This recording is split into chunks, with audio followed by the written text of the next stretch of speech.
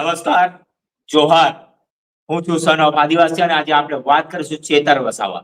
ચેતર વસાવા હાલમાં જ આજે કોર્ટમાં રજૂ કરવામાં આવ્યા અને ચેતર વસાવા ઉપર જે ગુના લાગ્યા છે એમણે માણસને મૃત્યુ મારી નાખવા સુધીના ગુના એમની ઉપર લગાવી દેવામાં આવ્યા છે અને ચેતર વસાવાના 5 દિવસના જામીન પોલીસ દ્વારા માંગવામાં આવ્યા હતા, પણ એ 5 દિવસના જામીન કોર્ટ દ્વારા નામંજૂર કરવામાં આવ્યા છે અને હાલ ચેતર વસાવા ફરી પાછા જેલમાં પહોંચી ગયા છે. પણ ગોપાલ ઇટાલિયાએ ખુલાસો કર્યો છે કે સામાન્ય ગ્લાસને લઈને ગ્લાસને મધ્યમાં રાખીને ચેતરભાઈ ઉપર સમગ્ર કેસ બનાવવામાં આવ્યો છે.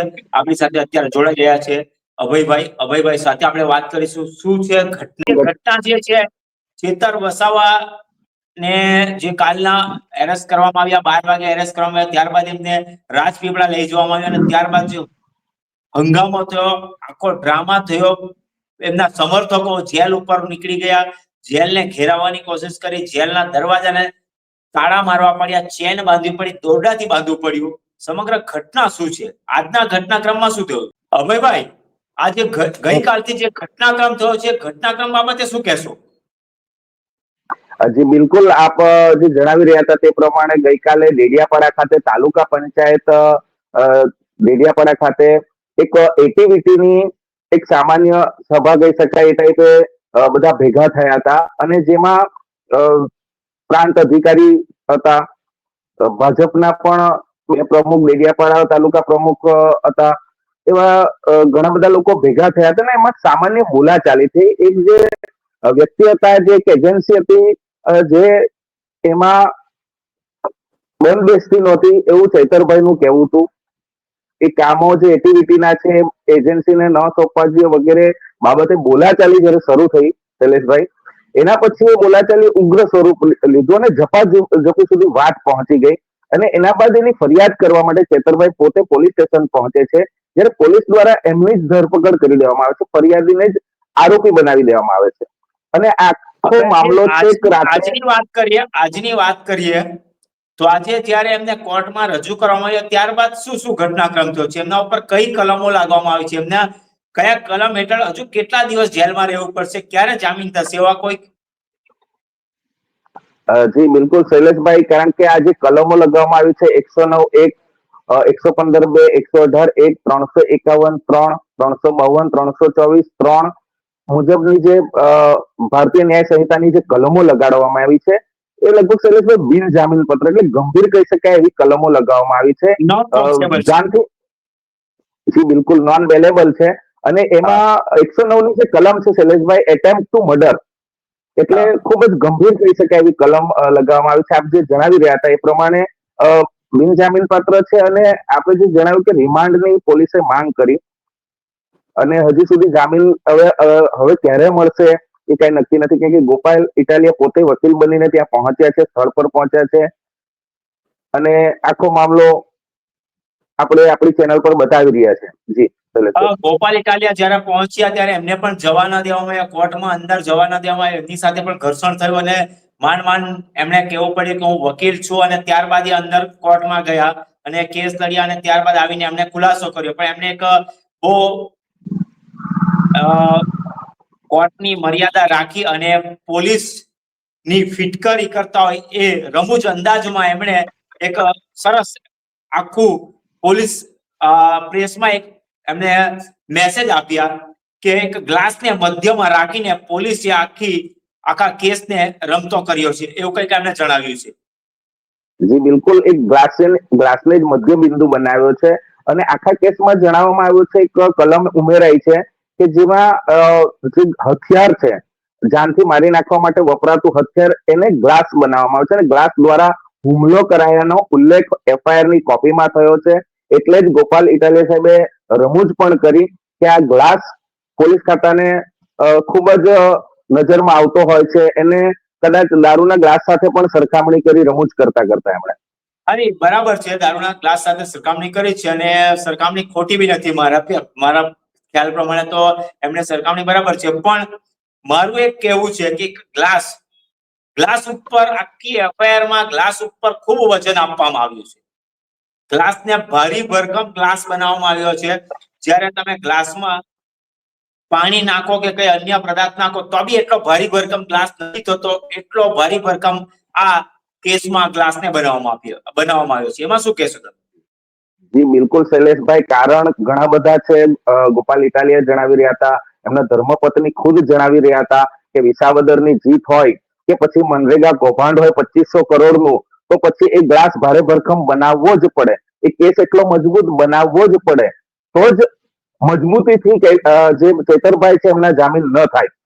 પૂરતી કોશિશ એવી કરવામાં આવી. બનાવ જે બન્યો છે 12 વાગે બપોરે બન્યો હતો ગઈકાલે, અને 4 વાગે ક્યાંકથી પૂછીને એવા આક્ષેપો એમના પરિવારજનોએ કર્યા છે કે કમલમમાંથી એક કલમો ઉમેરવા જણાવે પછી જ આ લોકો એફઆઈઆર બનાવશે, કેમ કે એફઆઈઆર બનાવતા પણ ઘણું લેટ થયું હતું. ધરપકડ થયા ને ઘણા સમય બાદ સમગ્ર ઘટના રાતના સુધી ચાલી. બધા લોકો, સમર્થકો જેલની સામે બેસી ગયા અને જવાબ ચેતર વસાવાને મળવા માંગતા હતા પણ મળવા દેવાતા નહોતા ને ઘણી બધી ઘટનાઓ થઈ. પણ આ સમગ્ર ઘટના જે છે, ચેતર વસાવાને ફસાવવામાં આવ્યા છે, જેલમાં લઈ જવામાં આવ્યા છે કે પછી સાચી ઘટના શું છે એ આગામી સમયમાં ખબર પડશે. પણ આ સમગ્ર ઘટના છે, આ સમગ્ર કેસ છે, એ નરેગા કેસના કૌભાંડ જે છે, 2500 કરોડનું કૌભાંડ છે, હજુ ખાબડના પુત્ર જેલમાં છે, એની સાથે કંઈક જોઈન્ટ થાય એવું લાગે છે તમને કે કેસની સાથે સરખાવા જેવું કંઈક લાગે છે આમાં? બિલકુલ, કારણ કે અત્યાર સુધી બધું રાબેતા મુજબ સરસ ચાલી રહ્યું હતું, અને જે પણ ઘટના ગઈકાલે બની એ અચાનક બની. વિસાવદરની ચૂંટણીના પરિણામ પછી બની કે મનરેગા કૌભાંડ છે 2500 કરોડનું છે, ને અચાનક ગઈકાલે જ આ થવું.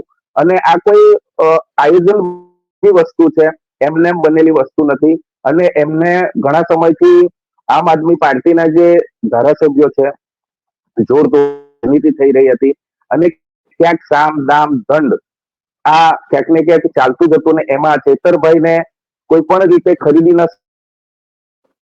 આ રીતે ફસાવી દેવામાં આવે એવી પણ લોક ચર્ચા ચાલી રહી છે શૈલેષભાઈ. લોક ચર્ચામાં ઘણી બધી વાત ચાલે છે કે લોક ચર્ચામાં મનસુખ વસાવા પર આક્ષેપો લગાવ્યા છે, અને જેમણે કહ્યું છે લોકોએ કે જે ભ્રષ્ટાચાર કરે છે એમને તમે પકડતા નથી, ભ્રષ્ટાચારીઓને તમે છાવરો છો, પણ ભ્રષ્ટાચાર ઉજાગર કરનારને તમે જેલમાં મૂકો છો, એવા પણ લોકોના આક્ષેપો લાગી રહ્યા છે.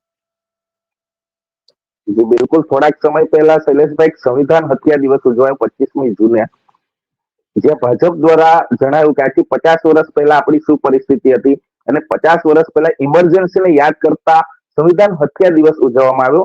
ત્યારે આ જ મુદ્દાઓ પર લોક જાગૃતિ કરતા, સંવિધાન હત્યા દિવસને ઉજાગર કરતા ભાજપના નેતાઓ એવું જણાવ્યું હતું કે આજથી 50 વર્ષ અગાઉ ઇમરજન્સીના સમયે ખોટી રીતે ખોટી કલમો લગાવીને નેતાઓને જેલમાં પૂરી દેવામાં આવતા હતા, અને ઇમરજન્સી દરમિયાન મોટા મોટા માથાઓને પકડીને જેલમાં પૂર્યા હતા. કદાચ આજે પણ લોકશાહીની હત્યા થઈ હોય, સંવિધાનની હત્યા થઈ હોય એવું લોકો ચર્ચાઈ રહી છે. આજે મનાવવો જોઈએ, સંવિધાન હત્યા દિવસ આજે મનાવવો જોઈએ, જ્યારે ગોપાલ ઇટાલિયાને કોર્ટમાં જતા અટકાવવામાં આવ્યા. એક ગ્લાસને મધ્યબિંદુ રાખીને એના ઉપર સમગ્ર કેસ થોપવામાં આવ્યો. આજે સંવિધાન હત્યા દિવસ મનાવવો જોઈએ એવું લાગી રહ્યું છે, કારણ કે હાલની પરિસ્થિતિ જોઈએ તો એક સામાન્ય વ્યક્તિ જ્યારે કેસ કરવા જાય છે પોલીસ સ્ટેશને, ત્યારે એના ચપ્પલના તળિયા ઘસાઈ જતા હોય છે, અને એને કહેવામાં આવે છે કે આટલી જ મારામારી થઈ છે, આવું જ થયું છે, તારા શર્ટના કપડા પાડ્યા છે, એટલે આ કેસ ન બને.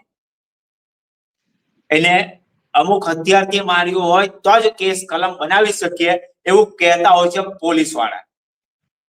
ત્યારે આ સમગ્ર ઘટનામાં પોલીસ વાળા એક ગ્લાસને મધ્યબિંદુ રાખીને સમગ્ર ગ્લાસ ઉપર આખો કેસ બનાવી નાખ્યો.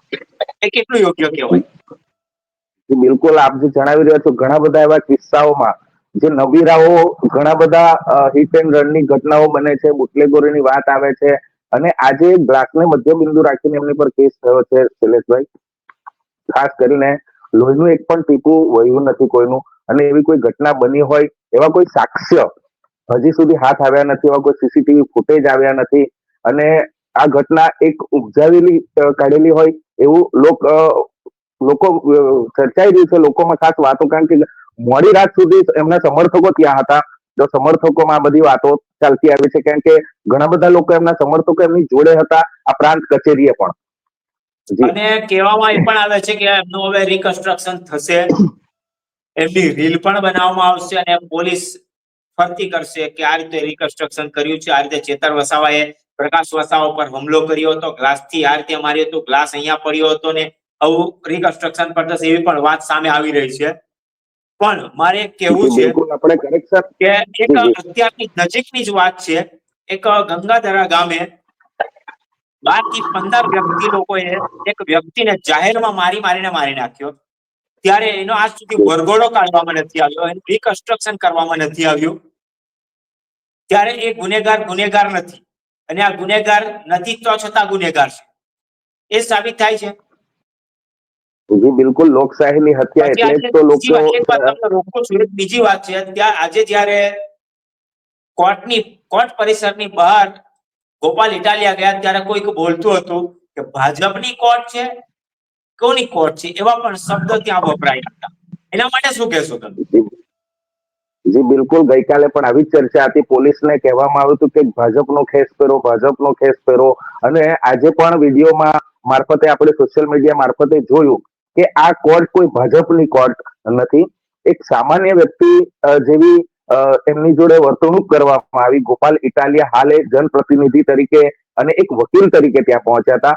તો એમણે પહેલા જ કહી દીધું કે હું એક ધારાસભ્ય તરીકે અહીંયા નથી આવ્યો, હું એક વકીલ તરીકે આવ્યો છું, મને વકીલ તરીકે અંદર જવા દો. વકીલ પત્ર પણ જે એમણે રજૂ કર્યું બંધારણીય હતું, હતું, વકીલ પત્ર પર સહી પણ કરી હતી એમણે. બંધારણીય હક હતો એમનો, અને બંધારણમાં લખેલું છે કે એક સામાન્ય માનવીને પણ એક વકીલની જોગવાઈ કરી આપવામાં આવે છે. અને એક કહી શકાય કે ધારાસભ્ય કક્ષાના ચેતરભાઈ વસાવા જોડે જે વર્તન ગઈકાલે થયું ને આજે ગોપાલભાઈ ઇટાલિયા જોડે જયારે આ વર્તન થયું, તો ક્યાંક ને ક્યાંક રાજકારણની જે ગતિવિધિ છે બહુ નિમ્ન કક્ષાએ પહોંચી ગઈ હોય એવું પણ દેખાઈ રહ્યું છે આમાં. છેલ્લે અને આપ જે જણાવી રહ્યા હતા કારેલી. છેલ્લી એક વાત કરું છું કે આ સમગ્ર ઘટના જે થાય છે, સમગ્ર ચર્ચા જે થાય છે, લોક ચર્ચા થાય છે, લોકોના મુખે જે બોલી નથી શકતા પણ કહી તો શકે જ છે, જે બંધ બારણાની પાછળ પણ બોલે છે કે આ સમગ્ર ઘટના કોઈકના ઈશારે થાય છે. તો શું આ પોલીસ, આ પ્રશાસન, આ તંત્ર, આ અદાલત એમને નથી ખબર પડતી કે આ એક કઈક ટ્રેપ કરવા જઈ રહ્યા છે, ટ્રેપમાં થાય છે અને કોઈકને ફસાવી રહ્યા છે એવું એમના જમીરને ખબર નથી પડતી કે આ કઈક ખોટું થઈ રહ્યું છે, એવું નથી લાગતું આ લોકોને? બિલકુલ, હું પહેલા પણ જણાવી ચુક્યો છું કે સામ દામ દંડ અને ભેદ આ રીતે એમનું ચાલે છે. કાં ખરીદી લેવા, કાં તોડી પાડવા, જોડતોડની રાજનીતિ કરવી, અને ક્યાંય છેલ્લે કશું જ ન થાય તો પછી કેજરીવાલજીની જેમ અગાઉ પણ ચેતરભાઈ જેલમાં જઈ ચુક્યા છે, ને આ વખતે પણ જે કેસ બન્યો છે ચોખ્ખા દીવા જેવો કેસ છે. નાનું બાળકો એને પણ સમજણ પડે કે કાચના ગ્લાસથી કોઈનું મૃત્યુ થાય નહીં, પણ એક ગ્લાસને મધ્ય બિંદુ બનાવીને આજે ચેતરભાઈને જેલમાં મૂકી દેવામાં આવ્યા છે. હવે ક્યારે છૂટશે, શું છૂટશે, આગામી દિવસોમાં હવે ખબર પડશે આપણને. વાત કરીએ એક ગ્લાસની, અને ચેતરભાઈ હવે ક્યારે છૂટશે એ આગામી સમયમાં જોવાનું રહેશે. હવે પછી કદાચ સેશન કોર્ટમાં અપીલ જશે અને ત્યારબાદ એને છૂટશે, કારણ કે જેટલી પણ કલમ લગાવી છે એ કલમ બધી નોન કોગ્ઝેબલ છે, એમને જામીન મળવા પાત્ર નથી, એવી બધી કલમો છે. પણ હવે જોવાનું રહેશે એમના સમર્થકો શું કરે છે, અને બીજા અન્ય આગેવાનોએ પણ એમને સમર્થન આપ્યું છે. હવે પછી આગળની રણનીતિ શું રહેશે, સમગ્ર ઘટના જોઈશું જીએ દેશી ન્યૂઝ પર.